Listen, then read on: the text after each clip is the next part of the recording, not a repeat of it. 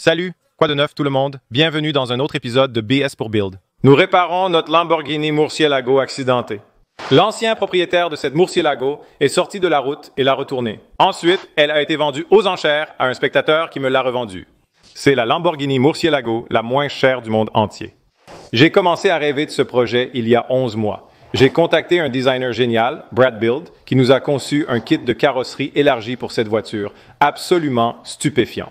Nous avons donc pris ce design de kit de carrosserie élargi et l'avons concrétisé au cours des dernières semaines. Nous avons imprimé en 3D toutes les pièces, créé des moules à partir de ces impressions, puis posé de la fibre de verre dans les moules pour fabriquer les pièces du kit de carrosserie. Ce n'est pas un kit de carrosserie amovible. C'est un kit de carrosserie monté à fleurs, aussi appelé kit de carrosserie collé. Une fois mis, il ne se retire pas. Alors commençons. La première chose que nous allons commencer avant de mettre nos pièces sur la voiture, c'est que nous avons quelques bords sur lesquels nous devons faire un peu de nettoyage. Donc, ces derniers ont été grossièrement taillés. Donc, vous savez, nous avons enlevé l'excès de fibre de verre d'ici. Mais à certains endroits, le gel coat ou un peu de résine ou d'autres choses comme ça éclatent ou des choses comme ça. Donc, cela va nécessiter un peu de nettoyage. Et il y a aussi des endroits où nous avions du ruban dans nos moules et d'autres choses comme ça. Nous allons de l'avant en utilisant du mastic, en ponçant, en découpant et en nettoyant les bords des pièces avant de les installer sur la voiture. Après avoir commencé à découper les kits de carrosserie, j'ai réalisé que les pièces étaient un peu trop longues. Chaque dimension était un peu trop longue. Nous avions donc un débordement que je pouvais découper. J'ai donc pu couper un peu moins d'un quart de pouce tout autour pour obtenir un bord net et précis à partir duquel nous pouvons commencer à travailler. Sur certains angles serrés, nous avons rempli les vides avec du mastic. Ils sont prêts à être poncés pour une dernière couche d'après. Nous avons nettoyé tous les bords sur nos pièces, notamment ceux qui étaient liés au corps. Comme ce bord qui est lié au corps, nous l'avons laissé tel quel, et puis il y avait des endroits où nous voulions peut-être un petit éclat ou quelque chose, un peu de remplissage là-bas, peut-être des points bas de notre processus de moulage. C'est là où se trouvait l'autocollant. Nous avons un peu de mastic sur ceux-ci maintenant, curieusement, lorsque nous avons commencé à les érafler. Ce que vous pouvez voir, c'est qu'il y a, oui, vous pouvez le voir à la caméra, il y a un peu un motif en croisillon qui est le motif du tissu en fibre de verre, ce qui signifie que nous avons fait quelque chose de légèrement incorrect. Et honnêtement, je ne sais pas ce qui cause cela, mais en gros, quand ils sont sortis, ils étaient parfaitement lisses. Et je pense que le gel coat et les produits chimiques dans les résines, tout en continuant à sécher et à durcir, se rétractent un peu. Tout comme la peinture de voiture se rétracte à cause des gaz d'échappement et des choses comme ça, et comme il s'est rétracté. Il s'est rétracté dans ce tissu, et bien que vous ne puissiez pas le sentir, vous pouvez certainement voir l'absence de texture. En raison de cela, et des nombreuses petites imperfections, nous avons décidé d'appliquer une couche de primaire de remplissage élevée sur tous ces éléments pour obtenir une surface agréable à poncer. Nous avons éraflé et préparé toutes les pièces sauf une nécessitant un traitement spécial. Nous allons maintenant mélanger du primaire de remplissage élevé et les pulvériser.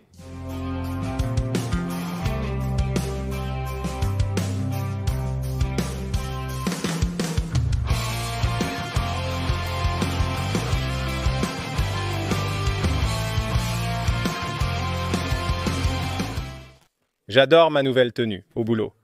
Pendant que Kyle pulvérise ses pièces, cette porte a maintenant un gros trou.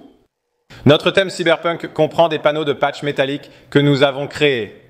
Nous en avons fait un pour le panneau arrière ici, en essayant de lui donner un aspect un peu différent, bricolage, façon casse-auto. Dans le cas de cette porte, fait intéressant, il n'en existe aucune à vendre dans le monde. Je suis donc content de ne pas avoir choisi ce moment pour faire la restauration complète, car il n'y en a aucune. Nous allons transformer ce panneau de réparation en tôle en quelque chose de cool. J'ai fait un modèle en carton sur la roue anglaise dans le dernier épisode. Je vais maintenant le découper et commencer à le riveter. Le riveter dessus.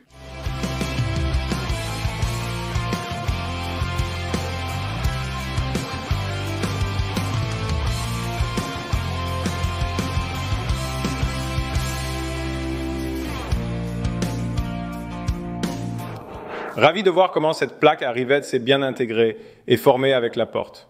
En rivetant, cela comblera l'écart. Une bosse où la porte rentre, ce n'est pas normal. J'espère que la nouvelle plaque va un peu la sortir. Après ajustement, j'ai réalisé vouloir une autre bande ici et doubler la densité de mes rivets. J'en ai mis quelques-uns en test, car ils doivent être enlevés pour la peinture, facilitant grandement le processus. J'ai donc juste placé des placeholders, mais je pense vouloir fermer ça avec une autre bande quand j'aurai le temps.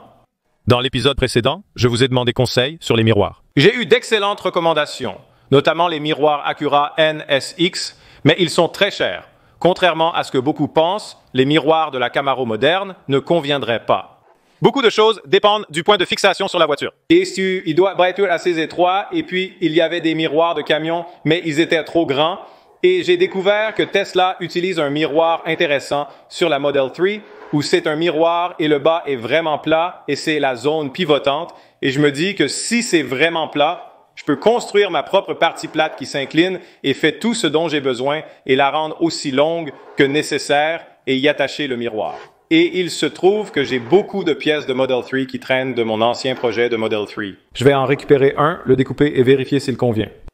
J'ai mon miroir ici, positionné à peu près comme je le souhaite. C'est la partie en aluminium que je peux agrandir, étendre, souder, tout ce dont j'ai besoin, et je la simule là où elle devrait aller, et c'est atroce. Cette voiture est conçue pour avoir, à cause de la position du conducteur où le miroir doit aller, ce n'est pas comme un beau miroir, ou même s'il était même ici, mais il doit sortir si loin. Les lignes de la carrosserie sont gâchées visuellement. Ce n'est pas bon du tout.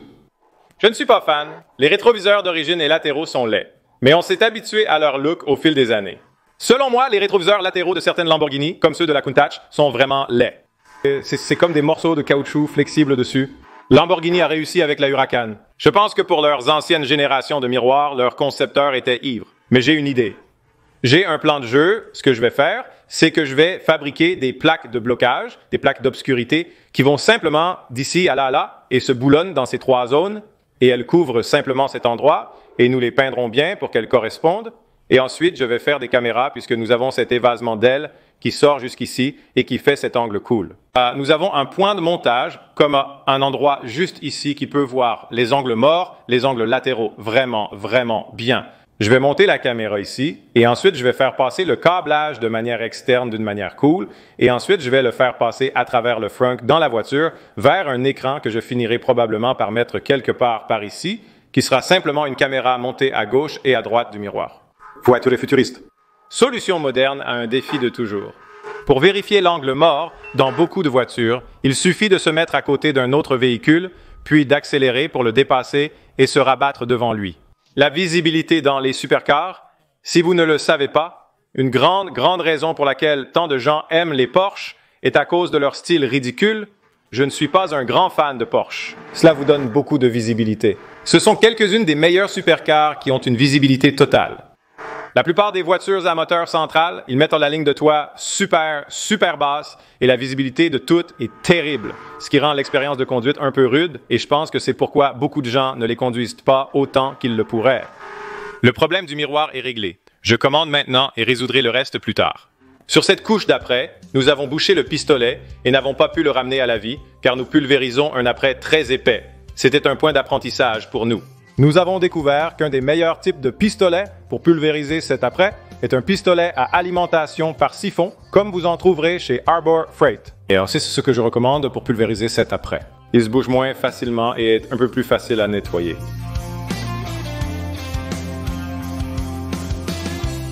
Cette pièce n'a pas reçu d'après car elle reçoit d'abord un esthétique de design spécial. Et je suis de retour de mon voyage au champ de tir. Deux choses d'abord. Le 9 mm n'est plus ce qu'il était. Je pensais vraiment qu'on aurait quelque chose de plus grand. Un trou plus grand, éclater un peu de la dernière couche de fibre de verre. Sur le côté arrière, ce n'est pas un gros problème. Mais ouais, je pensais que j'aurais un trou plus grand et plus voyant. Il se trouve que je vais devoir agrandir ceci. Mais je peux prendre des photos d'eux et ensuite simplement les agrandir et les découper avec un outil Dremel. Je suis allé un peu plus loin. J'en ai mis 8, mais je ne pense pas que ce soit un bon nombre. Donc nous allons en fait en remplir 2 à nouveau, donc ça ira là. Là et là, c'est le thème, c'était l'idée. Je pense que j'aurais dû utiliser un gros calibre 50. Je ne crois pas avoir utilisé de balles à pointe creuse ou quoi que ce soit du genre. Non, j'ai utilisé des balles à pointe creuse. Je sais pourquoi, oui, enfin, les trous d'entrée ne sont pas aussi grands que les trous de sortie. Mais cela n'aurait pas de sens de le tirer depuis l'arrière. Parce que personne ne va se faire tirer sur sa voiture Cyberpunk de l'intérieur. Nous avons du travail de remplissage de carrosserie à faire ici. Nous allons résiner les choses que j'ai séparées ici, nous allons résiner cela et ensuite nous allons commencer à nettoyer les bords de ce panneau et il recevra une couche d'après et nos autres panneaux sont maintenant secs. Vous pouvez constater que ce sera un peu compliqué car ils ont du mastic et de l'après dessus. Nous voulons poncer le mastic jusqu'à ce qu'il soit parfaitement lisse sans atteindre l'après. Ça va être un peu technique. Soyez très prudent lorsque vous poncez vos pièces avec la ponceuse électrique. C'était juste une touche vraiment très légère. Il s'agit de retoucher très soigneusement ces pièces qui ont du mastic pour les amener à la hauteur moyenne du reste du panneau. Nous devons nous approcher suffisamment près sans brûler le gel ni trop pénétrer dans la fibre de verre tout en équilibrant le tout pour que notre prochaine couche d'après soit la dernière.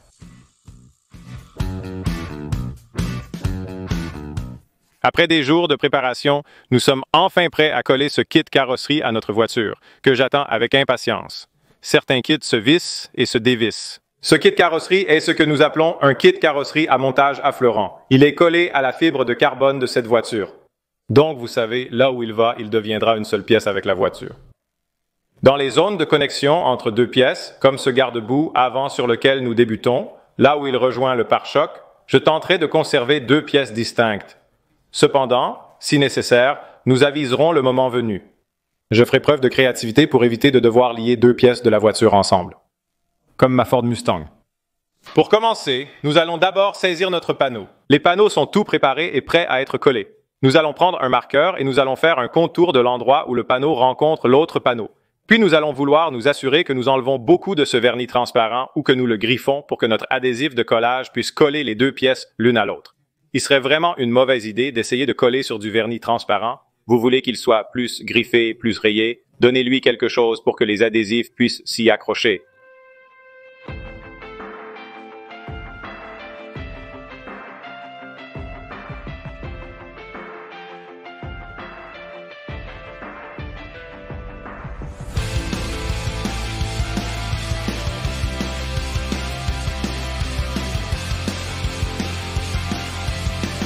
C'est incroyable à quel point ça a déjà l'air bien, juste en commençant à correspondre, comme la voiture commence à mieux correspondre. Un grand merci à Steelite pour la nouvelle caisse noire qu'ils nous ont envoyée pour la construction de SEMA. Steelite noir, c'est un peu notre mantra pour SEMA. Quand on doute, Steelite noir. Cette peinture est fantastique. C'est très durable. C'est anticorrosif, donc ça stoppe la rouille. Il prévient la rouille, il contient de l'acier inoxydable et il est également soudable. Vous pouvez y souder. Donc, si vous voulez pulvériser votre cage de retournement, mais ajouter une barre plus tard, vous pouvez souder à travers. Ce truc est génial. Nous l'utilisons sur beaucoup de nos constructions et il ne nous a jamais laissé tomber. Merci à Steelite pour leur aide sur un autre projet. Vous en verrez beaucoup sur cette voiture. Ah, le lien est dans la description. Merci Steelite pour ton aide. Laissons sécher. C'était raflé.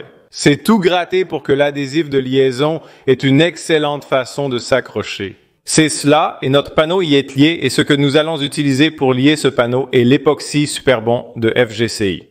Ce truc est incroyable, c'est un époxy de liaison comme dans le nom, il lie des substrats comme le métal, le verre de fibre de verre, le bois, les plastiques, et plus encore, donc c'est bon.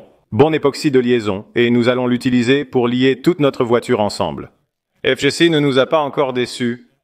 Notre kit de carrosserie contient des produits FGCI, notamment des fibres de verre et des résines. Nous avons fait les moules avec tout ça et ça a fonctionné phénoménalement. Je mettrai un lien dans la description vers ce truc si vous avez besoin de coller quelque chose. Nous allons poser un cordon de ça pour coller notre panneau à notre aile et le maintenir là. Nous utiliserons temporairement des vis à cloison sèche. Nous devons percer quelques trous sacrificiels et nous les reboucherons plus tard avec du mastic.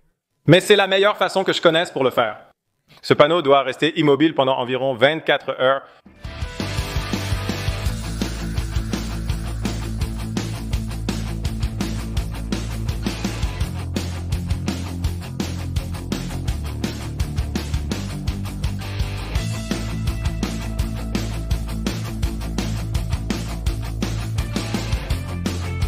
C'est vraiment excitant de voir cette chose ici. Donc, ce que nous avons fait, c'est que nous l'avons collée sur la voiture et je voulais la rendre amovible. J'ai donc eu une idée qui va évoluer en fonction du thème. Je suis vraiment content de ça. Comme vous pouvez le constater, l'ajustement est si serré qu'il n'est pas nécessaire de faire cela. Nous pourrions juste polir et nettoyer ça, comme il n'a pas eu son ponçage final. Cette pièce a beaucoup de corps et d'apprêt, mais pas de mastic. Nous pourrions simplement laisser cela là, évidemment. Ça a l'air bien. Vous pourriez mettre un petit morceau de caoutchouc là où il rencontre le pare-choc, ce serait cool aussi. Mais à cause du thème de cette voiture, nous allons probablement mettre une petite bande de rivets ici où il y a comme rivet, rivet, rivet, rivet, rivet. Et puis là-bas, nous allons jeter quelques rivets là aussi. Mais en fait, le panneau est à l'endroit parfait et accroché juste par les super liens F, G, C, I. Si je ne l'ai pas dit, c'est le lendemain. Et cette chose a séché super, super dur. Donc, nous pouvons maintenant retirer nos vis et nous pouvons travailler sur le remplissage de carrosserie. Et cela va devenir intéressant comment nous montons cela ici. Il manque des lattes à cet endroit. Je voudrais ajouter du métal et du grillage à l'arrière. Il faudra beaucoup de travail pour terminer cette zone. C'est super, super important. Mais globalement, ça semble très bien. Je suis ravi de ça.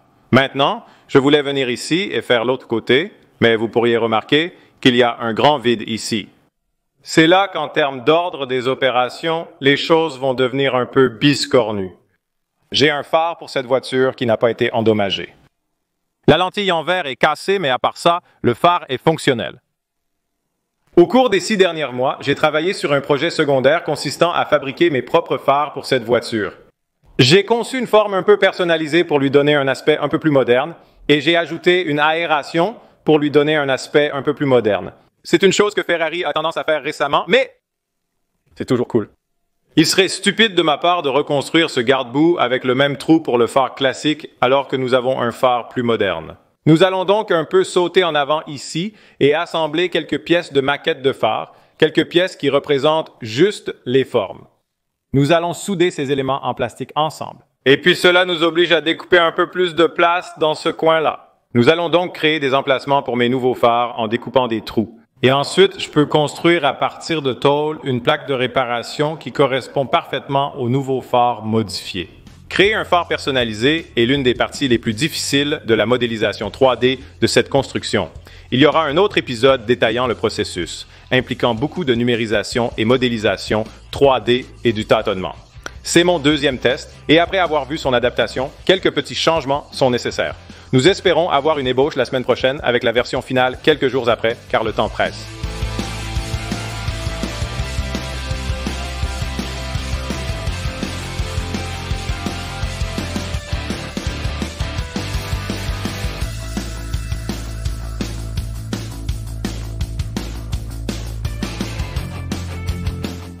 Nous avons découpé notre trou. J'espère que vous avez eu un bon aperçu de l'apparence de notre combinaison phare-ventilation.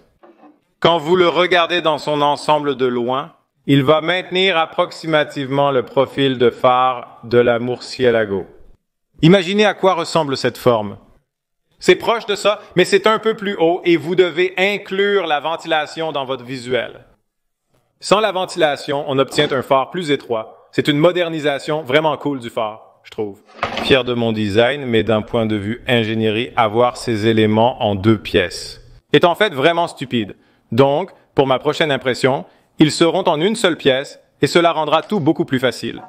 En somme, la ventilation sera intégrée à l'arrière du phare, puis l'air sera acheminé dans le conduit de frein à partir de celle-ci. Nous sommes donc de retour sur la bonne voie avec les kits de carrosserie et leur réalisation. Pour monter le kit de carrosserie à l'avant, je dois avoir fini le métal de l'aile. Donc, je dois modéliser cette aile avant, les zones manquantes. Je vais prendre cette fracture. Juste ici qui mène à travers ici. Tout cela est déjà cassé. Je vais finir de casser cela ici pour que je puisse faire rencontrer du métal avec. Le phare en haut, qu'il soit en métal pur, qui croise mon phare. Donc, je ne sais pas comment je vais faire cela et le rendre organique et réel. Je pourrais le couper un peu puis essayer de le casser avec une paire de pinces ou quelque chose comme ça. Je pense que ce morceau doit aussi partir car il manque de suspension. J'ai un garde-boue parfaitement bon là-haut en stockage. Je vais le descendre. Je vais lui tirer quelques balles pour la partie qui descend un peu par là. Et cette pièce qui descend par ici, et essayer de travailler un peu de magie sur la tôle avec la roue anglaise pour construire un patch de garde-boue, un panneau similaire à ce que nous avons fait avec la porte. En réalité, cela ressemblera davantage à ce que nous avons fait avec notre panneau arrière. Celui-ci est le plus difficile. Espérons que ma pratique paiera et que je réussirai. J'ai eu beaucoup de plaisir à fabriquer ce patch de garde-boue. Et cela a si bien fonctionné. Le gros problème est qu'il y a eu un problème de caméra et l'un des fichiers a été corrompu. Il n'y a donc pas beaucoup de preuves, mais j'ai commencé avec 2 pièces distinctes. J'ai étalé les pièces en anglais pour épouser la courbure du panneau, puis je les ai soudées. Voilà. Panneau de réparation d'aile en acier, panneau de réparation d'aile, quelques rivets supplémentaires ici. Nous allons tout aspirer. Il y a un peu de profondeur ici, même si j'aime l'apparence. Il y a un débordement à cet endroit.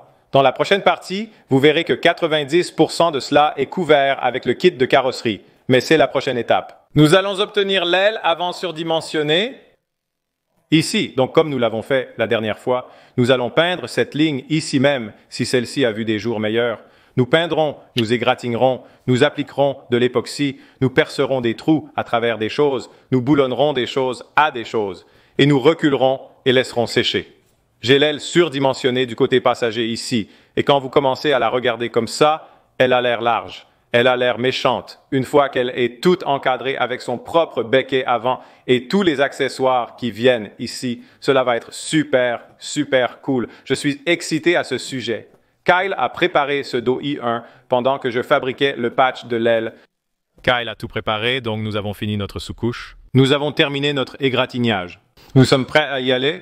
Donc, nous allons de l'avant et obtenons ceci, vous savez, nos trous cyberpunk modifiés. Il va y avoir du travail pour agrandir ces trous sur le panneau de la voiture. Faisons-le. Nous avons aussi perdu les images de l'installation de l'aile avant côté passager. Je suis désolé. Cela ne nous est pas arrivé depuis un moment. Mais le processus sur ce quart arrière reste inchangé. Nous grattons et peignons en dessous, appliquons de l'époxy sur les bords de contact et utilisons des vis pour le maintenir en place. Le lendemain, retirez simplement les vis, reculez-les et le panneau restera bien en place.